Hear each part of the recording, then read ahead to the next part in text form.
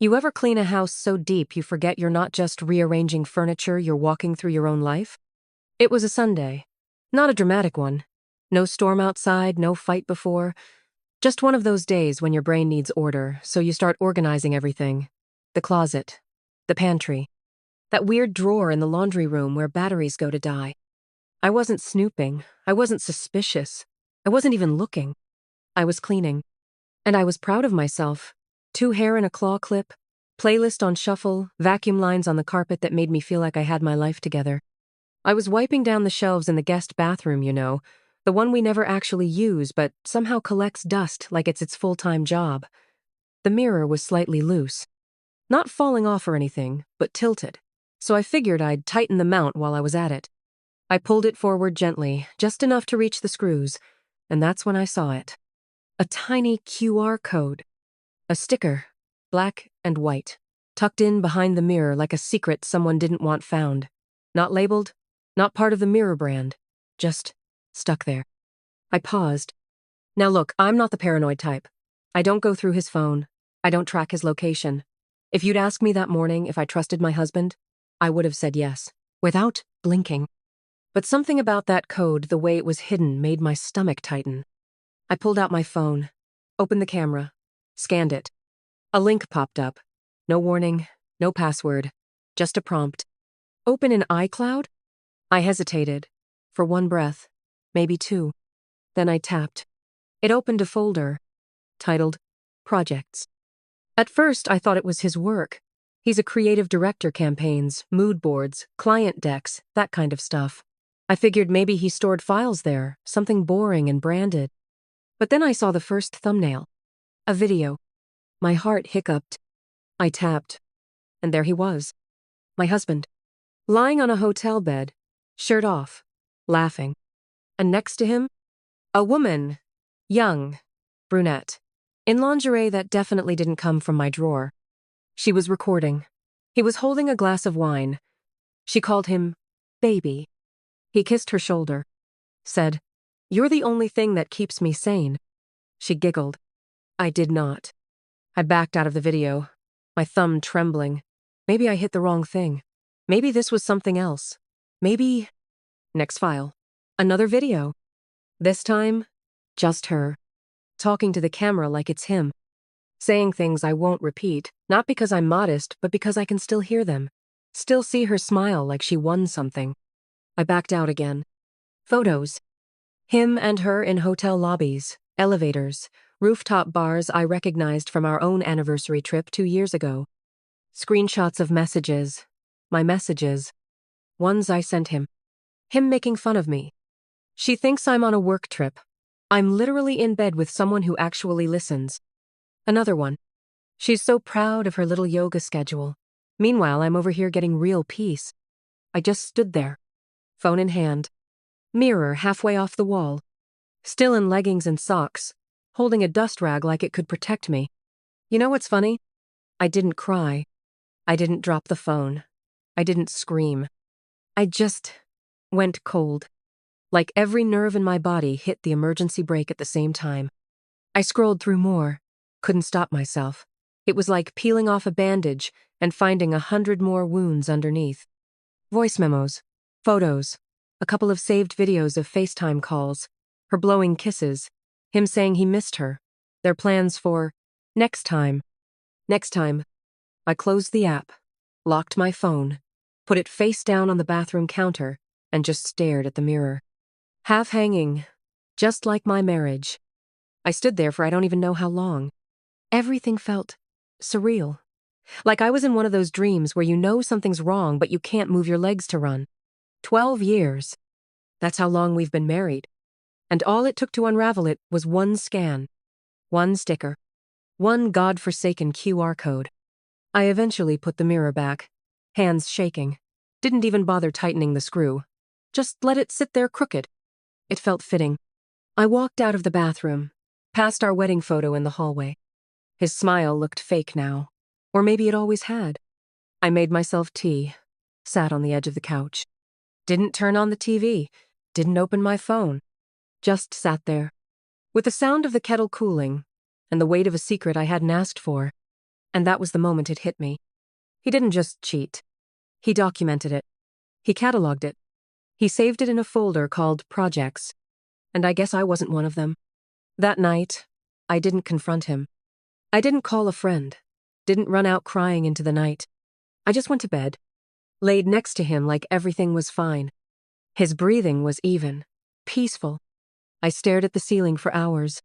And somewhere around 3:00 a.m., a thought slid into my head like a whisper I couldn't unhear. This isn't the end. It's the beginning. Because I might have been blindsided, but I wasn't broken. And if he thought I'd stay silent? Oh, sweet boy. He forgot who he married. I didn't confront him the next day. I made eggs. Toast. Poured coffee into his favorite mug, the one I got him in Portland with the dumb cartoon bear on it. He said it made him feel cozy. Cozy. Right. He came down the stairs like a man who hadn't cheated in a hotel bed with someone half my age. Hair damp. Cologne still strong. He kissed my cheek. "Morning, babe." And I smiled. I smiled like everything was fine.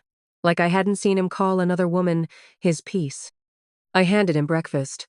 Sat across from him. Watched him eat. Watched the way he scrolled his phone screen just slightly out of my line of sight. Not enough to be obvious. Just enough to make me feel the shift. He was texting someone. Maybe her. Probably her. And I wasn't going to ask. Because asking meant giving him space to lie. Instead, I watched. That's the thing they never expect, isn't it? That we notice. That we catalog.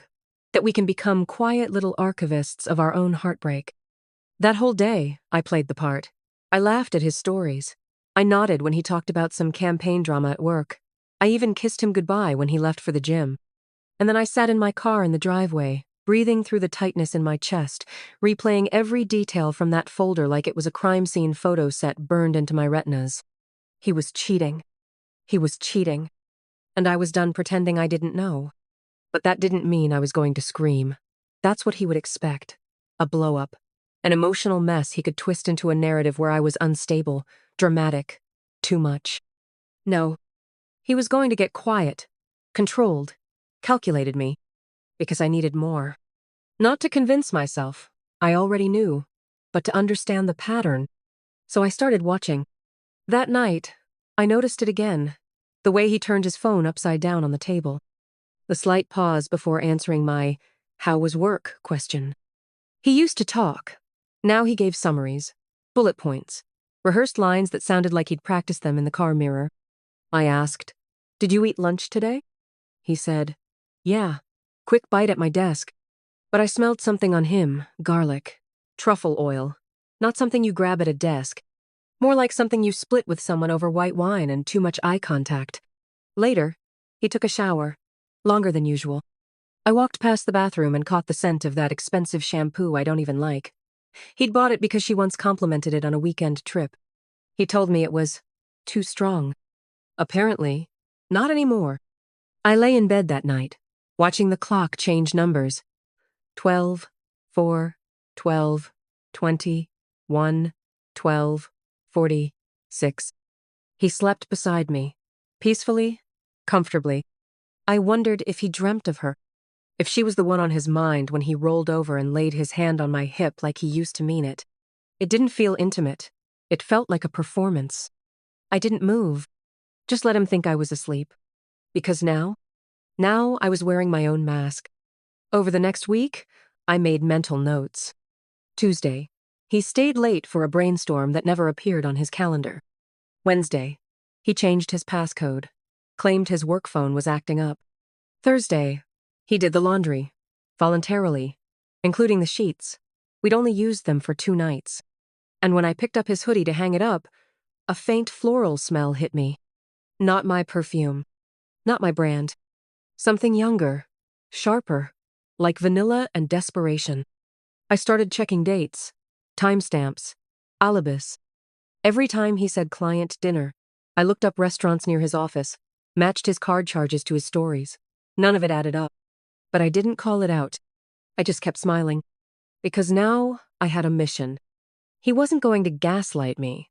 He wasn't going to spin some story where I was just a cold wife who never listened or lost interest. No, I had loved him. Hard. I'd supported him through 2 layoffs, through his startup dreams, through that awful year he thought he wanted to write a book and spent 6 months staring at a blank Google Doc. I was there. And he traded that in for someone who sent him selfies in a push-up bra at 2 p.m. Cute. I wasn't angry anymore. Not like before. I was focused. It's funny there's a moment in every woman's story like this where heartbreak stops feeling sharp and starts feeling surgical. Where you stop crying into your pillow and start making lists in your head. I wasn't devastated. I was documenting. And the thing is, he had no idea. Every night, he came home to a wife who smiled, kissed him, made dinner, said things like, "Sleep well." And he thought he was winning. He thought I was clueless.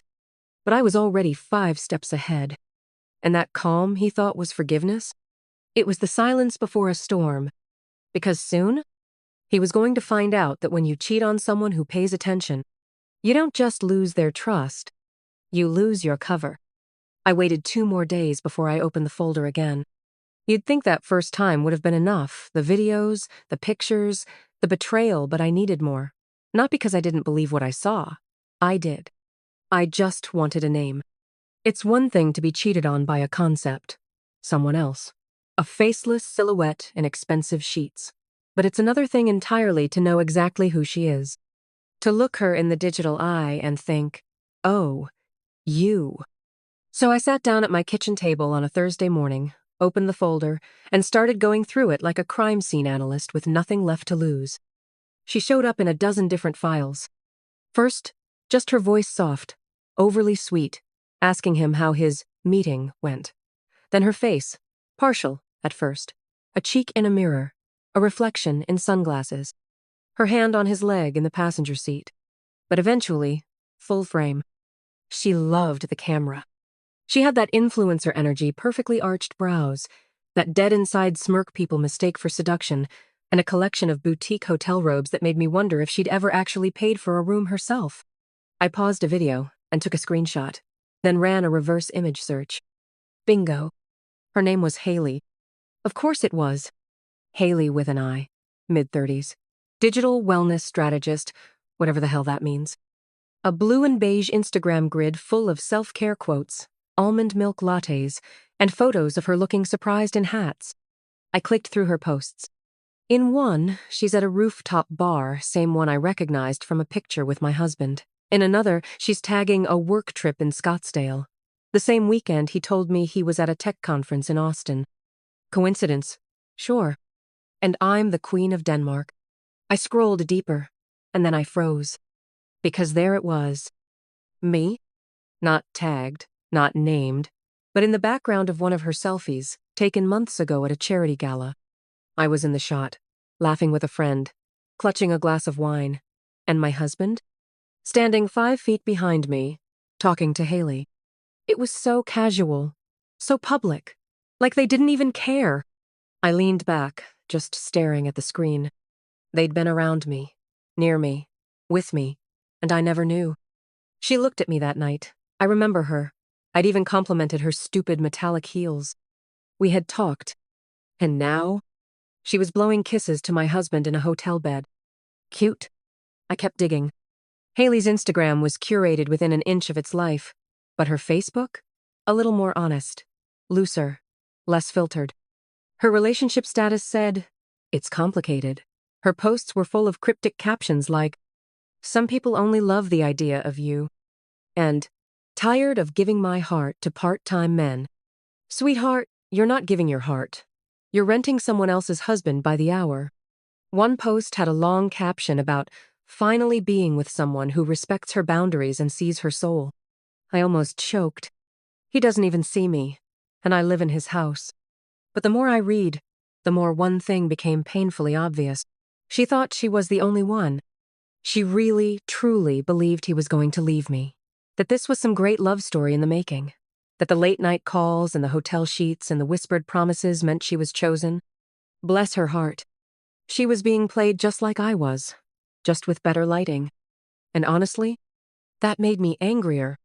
Not because I pitied her, I didn't, but because it meant he wasn't just cheating. He was storytelling. He was building versions of himself for each of us. To me, He was the busy, tired husband who just needed space. To her, he was the misunderstood artist trapped in a passionless marriage. And the whole time, he was the same manipulative coward in both stories. I closed her profile, saved everything. Then I poured myself a glass of wine, noon or not, and sat in the living room, just letting it all settle. Her name, her face, her posts. She was real now, not a shadow. And that changed everything. Because now, it wasn't just about him. It was about the narrative, the illusion. He told her I was cold, distant, controlling. He told me she was just a client, just a friend, just helping with branding. He probably told both of us he felt stuck. And neither of us saw the strings until they tangled. I looked around the room, the books I'd picked, the photos I'd framed, the couch we argued over for 3 weeks before settling on the color, and felt something shift. I wasn't sad anymore. I was awake. I was wide, freaking, awake. And the next time he kissed me goodbye on the way to lunch with a client, I smiled back. Because now, I knew exactly which one. It started with a DM. Nothing dramatic. No, I'm coming for you energy. Just one of those anonymous Instagram accounts with no profile picture. 0 followers, 0 posts, the digital version of a hit and run. The message said, "Careful how you talk about people you don't know. You have no idea what he's been through." At first, I laughed. I mean, really? He cheats, lies, builds a side relationship out of our time and money, and now I'm the villain? But then came the second message. "You think you're the victim. You're not. He told me what you're like." That one stuck. Because that wording, the phrasing, was personal. Not just internet trolling. It sounded like someone who'd been coached. Fed a story. Shaped into a weapon. And the only person who knew enough to do that was my husband. It hit me then, he wasn't just lying to me. He was painting me as the problem. Framing himself as the poor, trapped husband, shackled to a cold, bitter wife. Probably even crying into her hair while telling her how emotionally neglected he felt. God, I could almost hear it. She's not who she used to be. I tried. I really tried. He was selling her a version of our life that never existed. And she was buying it. I blocked the account, obviously. Took a screenshot. Told myself it was probably nothing. But my gut didn't let it go. Because things got worse. 3 days later, I came out of a grocery store, middle of the afternoon, arms full of stupid things like oat milk and detergent, and found a note on my windshield. Folded. No envelope. Just wedged under the wiper like some twisted Valentine. It said, "You should leave him if you're so unhappy. Or maybe you're just scared to be alone." No signature.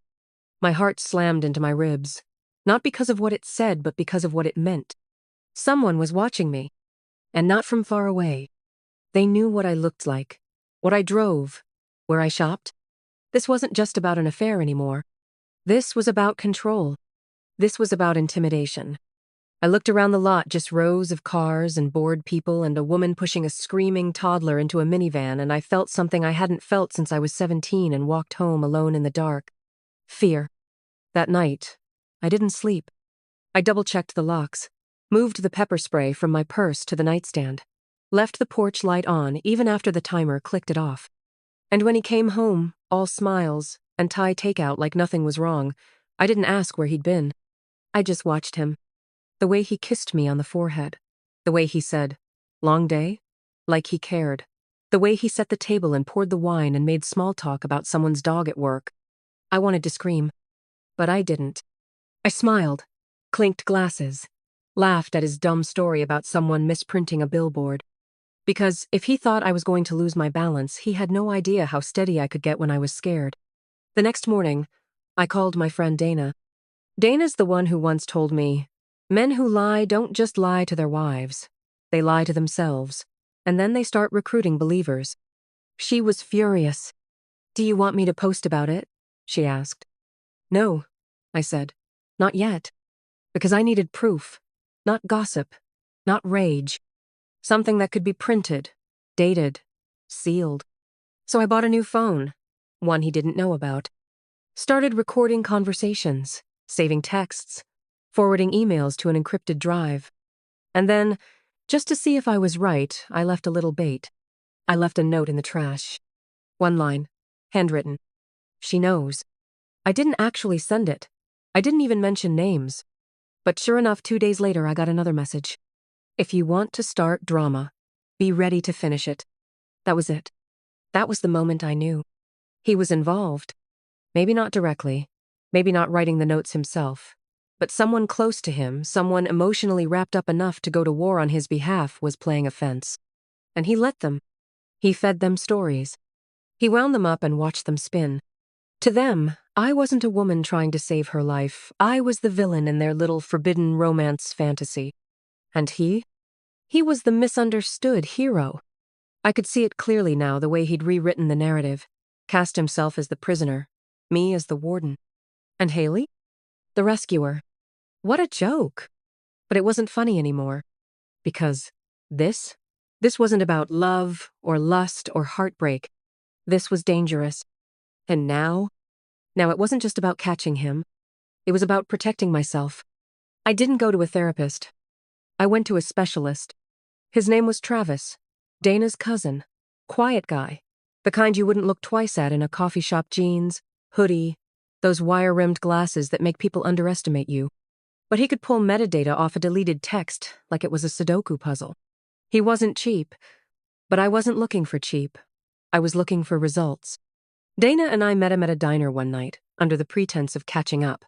I slid my phone across the table like it was a loaded gun. I need everything you can find, I said. Texts, call logs, geolocation, screenshots, even the stuff I deleted. He looked at me for a long second, then said, "Is this about cheating? Or something more?"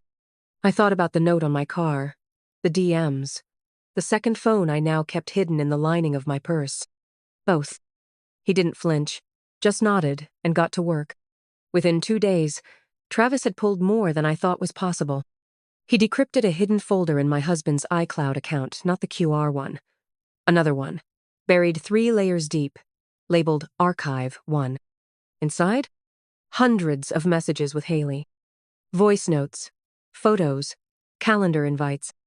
He had scheduled their meetups like work events, with titles like Q2 Strategy and Consult Call off-site. They had a shared notes file tracking hotel locations, gift ideas, even pet names, like they were planning a wedding instead of destroying mine. And it wasn't just her. There were signs of others. Nothing as serious, but enough to make my stomach lurch. Flirtations, screenshots of old Tinder convos, drafted DMs that he never sent, or maybe he did, from another account. It wasn't just one affair. It was a pattern. This was a man who had built a second life, a system for lying. Meanwhile, he was bringing me flowers every Sunday. Just because, he'd say. I forwarded every file Travis pulled to an external drive. I labeled everything by date and category like case files. Folder A, texts with Haley. Folder B, GPS versus his alibis. Folder C, financial records. Folder D, voice notes. In one audio clip, she says, "You always look so tired after being with her. I wish I could take that weight off you." And he replied, "You do. More than you know." Disgusting. I wanted to throw the phone across the room, but instead, I labeled the clip, Manipulation Exhibit 3. Because this wasn't an emotional meltdown anymore. This was prep. And when I wasn't sorting files, I was tracing his lies. I cross-referenced calendar events with Uber receipts, compared timestamps on photos with his credit card logs. Did you know Apple stores the exact coordinates of where a photo was taken? I didn't, but I do now. I built a timeline. Every night he claimed to be working late? Mapped. Every hotel room booked in a city he supposedly never visited? Noted. Every lie? Highlighted. Meanwhile, I played my part.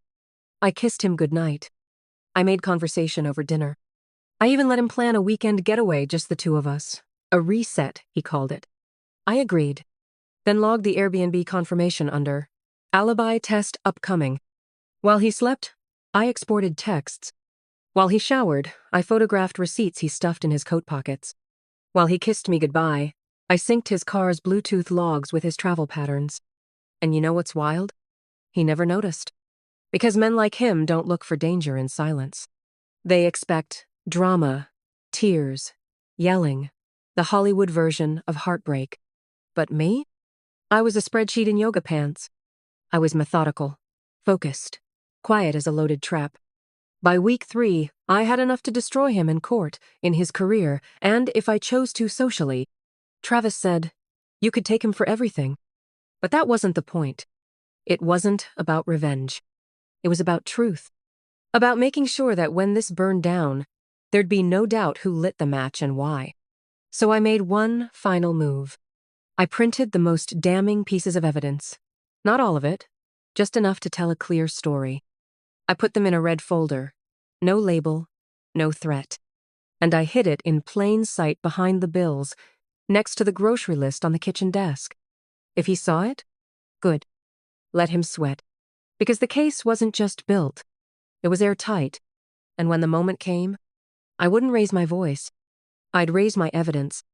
The thing about liars is that they always leave a trail, especially when they think they're smarter than everyone else.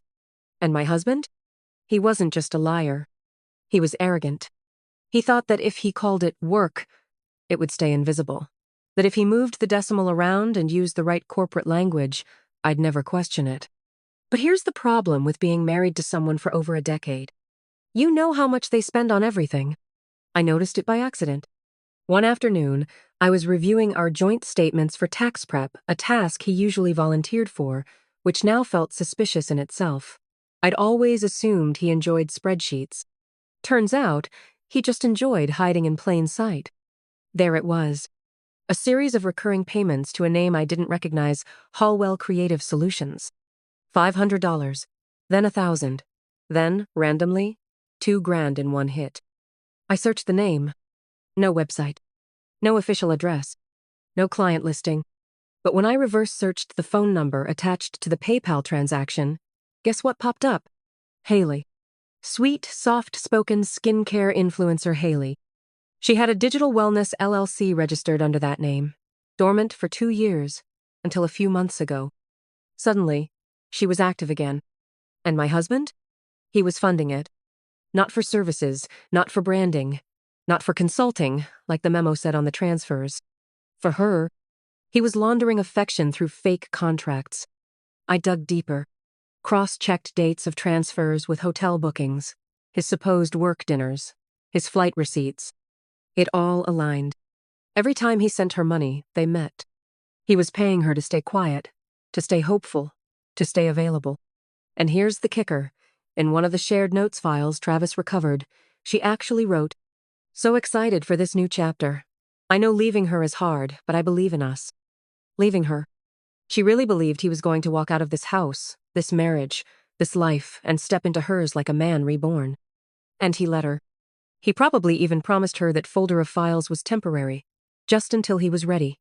Told her I was cold, distant, cruel. Meanwhile, I was baking banana bread for his coworkers and hosting his mother for dinner. This man was living in 2 timelines, one where he was the betrayed husband, and one where he was the betrayer. And somehow, both women were expected to feel lucky to have him. It made me nauseous, but it also made something very, very clear. This wasn't just about cheating anymore. This was fraud, manipulation, emotional exploitation, possibly financial misconduct if he'd used any business funds. And she? She wasn't just a side piece. She was a co-conspirator. So I planned the moment. I picked a date 2 weeks out, enough time to finish backing up files, close separate bank accounts, and schedule a consultation with a divorce attorney, one of those sharky ones with 3 assistants and a 6-month waitlist that suddenly moved me to the top when I said who I was divorcing. Then I booked a couples massage. Yes, you read that right. A spa date, with champagne and hot stones and eucalyptus robes. He loved that stuff, made him feel pampered and powerful. And while he melted under scented oils, I sat in silence, thinking, enjoy this. It's your last calm breath. Because the next time we sat across from each other, it wasn't going to be on a massage table. It was going to be in a lawyer's office. Or a courtroom. I started talking to Dana more carefully. Short walks. Code phrases. We came up with what we called the drop. A moment when the truth would fall so cleanly, so undeniably, that he couldn't twist it. No yelling. No drama. Just evidence. Chronological. Digitally backed. hand-delivered. I even printed a few screenshots onto high-quality cardstock, the kind you'd use for wedding invites or luxury menus. I wanted them to feel official, untouchable. And while I worked, he kept playing husband. He left little notes on the fridge, told me I looked beautiful in my worn-out hoodie, made plans for fall, booked a weekend trip to wine country, probably thinking it was buying time. But I wasn't buying anything. I was building a fuse. And when I lit it, he'd hear the boom in his bones. So I waited. I smiled. I kissed him. And in my head, I whispered, 2 weeks. Then you'll know exactly what it feels like to be left with nothing but the truth. I didn't plan on meeting her. Not originally. I'd always told myself, she's not the enemy. He is. She didn't marry me. She didn't vow anything. She didn't promise forever. But then I saw the video. It was buried in the projects folder, again timestamped a week before the spa day, filed between a screenshot of a restaurant reservation and a half-naked mirror selfie he clearly thought looked artistic. In the video, she was talking to the camera. To him, lying in bed, clearly post something intimate, wrapped in a robe I'd seen in our laundry more than once. She said, "Did you tell her yet? About us?" And then she laughed. "Never mind, don't tell me, just do it soon. I'm tired of hiding." That was the moment I knew. She really thought I was the obstacle. Not the collateral. Not the wife. Not the one he was lying to on repeat. She thought I was the one with the power. I wanted to be angry. I wanted to scream. But what I felt, honestly, was pity. So I texted her. From a clean number. No threats. No drama. Just this. "You deserve the truth. Coffee?" She replied 5 hours later. "Who is this?" I sent a photo. Just one. A picture of her kissing my husband in a hotel lobby. Clear as day. She said nothing for an hour. Then, "Where?" We met at a bookstore cafe, neutral ground. Bright, public, civil. She was already there when I arrived. Sitting by the window, sunglasses on the table, fidgeting with a gold ring she wore on her middle finger. I walked up, sat down. She stared at me like I was a ghost. "Haley," I said. She nodded. I pulled out the red folder. Just a few printed pages, no laptop, no flash drives, no dramatic briefcases. I wasn't here for theater. I slid the folder across the table. She opened it, slowly, carefully. The first page was a printout of the shared notes file. The second, a calendar screenshot with overlapping trips. The third, a transcript of one of their voice messages, with his exact location data matched to our joint credit card statement.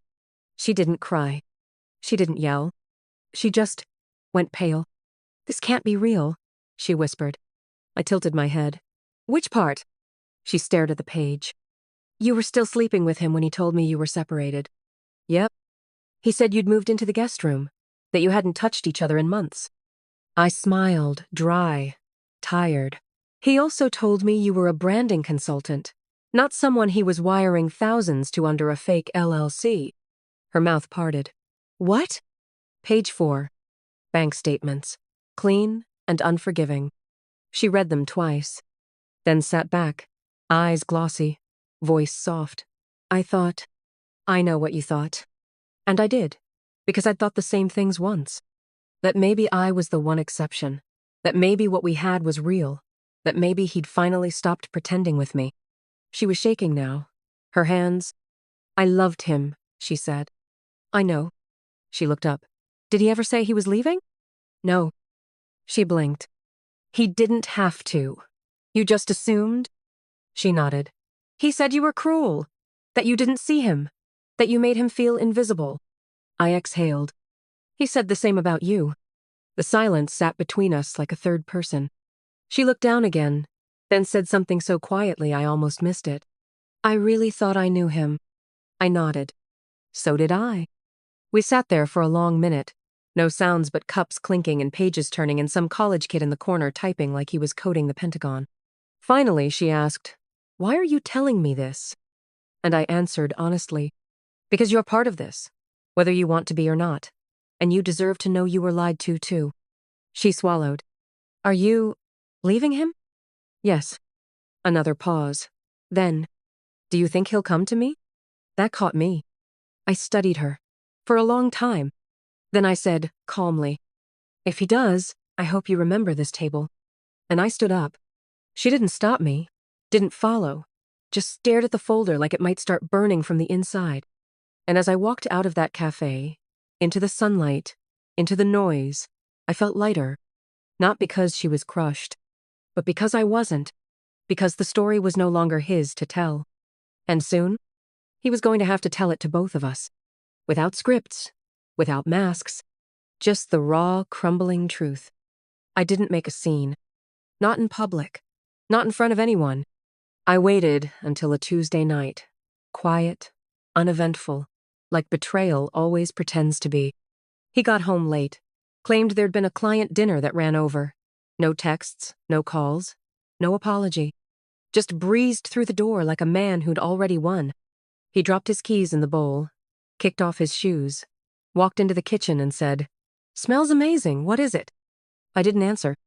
I was sitting at the kitchen table, red folder in front of me, tea gone cold, lights dim. He looked at me, paused. "What's wrong?"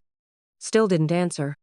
He laughed the fake kind, the kind that tries to push tension away like smoke. "Babe, what's with the face? You look like you've seen a ghost." I looked up. "No, just someone I didn't recognize." He frowned, tilted his head, still performing. "You okay?" I tapped the folder. He stared at it, then back at me. "What's that?" "Your other life." His throat twitched. I saw it. The first crack. He reached for it. I didn't let him. Instead, I pulled out the first page, the calendar with overlapping dates and travel records. "You said you were in Denver," I said, "but your flight landed in San Diego." He opened his mouth. "Don't," I said, holding up a second page. "Here's the Uber receipt from the airport to the hotel, and here's the hotel confirmation in Haley's name." His face changed. Not guilt, not even fear. Strategy. Like watching a man calculate angles in real time. He sat down slowly, hands on the table. His voice softened. "Okay," he said. "Listen, I know this looks bad." I almost laughed. Looks bad? Like it was a minor PR issue. Like the optics were the problem. I laid out more papers. Text transcripts. Voice memos. The payment trail. "I've seen everything," I said. "All of it." He swallowed, eyes flicking from the evidence to me. "You went through my stuff?" I stared at him. That's what he went with? "You hid a folder behind a bathroom mirror. You created a fake LLC. You transferred thousands of dollars to a woman you've been lying to, just like you lied to me. And your concern is that I went through your stuff?" He leaned back, voice rising a notch. "I wasn't lying to her. I told her we were having problems. That we were married," I said, calm as glass. "We are married. You kissed me goodnight and wired her money the next morning." Silence. Then he did what cowards always do. He flipped the script. "You've been distant," he said. "You shut down after the holidays. You never touch me anymore. I've been trying to fix this." I raised my hand. He stopped talking. "I don't care why," I said. "Not anymore. You could have left. You could have talked to me. You could have asked for a separation. Instead, you built a life on lies. You dragged two women into a fantasy and thought we'd both keep dancing." His voice cracked then, the first real emotion. "I didn't mean to hurt you." "Too late. You didn't mean to get caught." He looked down. And then, the real twist, he started crying. Not sobbing. Not dramatic. Just quiet tears sliding down a face that used to belong to someone I trusted. "I thought I could manage it," he said. "I thought it would pass. I didn't expect to feel that way about her. Or lose you. Or—" "You did lose me," I said. He looked up, sharp. "You're serious?" I nodded. "The papers are ready. You'll get them tomorrow." He leaned forward. "Wait, please. Can we talk about this? Fix it? Go to therapy?" "Therapy doesn't fix betrayal," I said. "It just gives you language to explain it."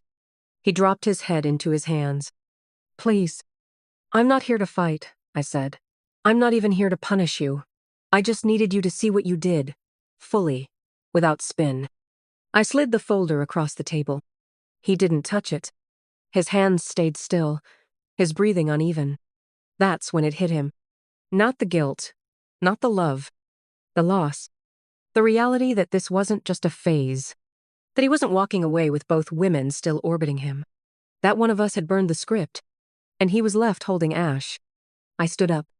He looked at me with eyes full of panic and memory and regret, but none of it could rewind time. "Where are you going?" he asked. "To bed." He flinched. "Wait, just can I say something?" I paused. He took a breath. "I know I don't deserve you, but No," I said, turning toward the stairs. "You don't." And I left him there, alone, with the truth, and the folder, and the face of a man who finally realized he lost. You think the worst part is the betrayal. But no. The worst part is what happens after when the man who once said he loved you decides to fight dirty just to save face. He didn't take the folder well. At first, he was quiet, almost stunned.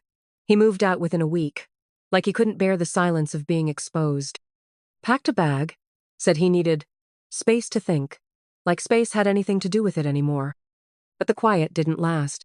By the time the divorce petition hit his inbox, courtesy of a woman named Sharon who wears red lipstick like armor and could legally dismantle a bridge troll, he snapped. He filed a counterclaim, accused me of being emotionally abusive, claimed I'd manipulated and isolated him for years, said I withheld intimacy, and that the marriage had been dead long before he met Haley. And if that wasn't insulting enough, he even tried to claim spousal support, as if the man who lied, cheated, forged documents, and funneled money through a fake business deserved a dime from me. I remember reading the claim, just sitting at my kitchen counter with a mug of chamomile, watching my name get twisted into something unrecognizable. Controlling behavior. Verbal hostility. Neglect of emotional needs. It was laughable. But it wasn't harmless. Because men like him, men who lie easily, know how to perform pain. And in a courtroom, pain sells. He walked in looking like a broken man. Hair a little longer than usual. No wedding ring. Blue button-down with the sleeves rolled up just enough to seem vulnerable. He made sure to sigh, to shake his head when the judge asked simple questions. He even brought Haley. She sat 2 rows back, not officially involved, but definitely present. Her face tight, her posture rigid. She looked like someone trying not to make eye contact with her own reflection. My lawyer, Sharon, was unbothered. She opened with 3 statements. The marriage began in good faith. The client, me, had evidence of extended and ongoing infidelity. Any claims of emotional abuse were strategically filed after my client initiated divorce with evidence. Then she began the presentation. Every page, every file, chronological, time-stamped, signed in his name. She showed the wire transfers, the emails, the shared notes file. The judge's eyebrows kept rising.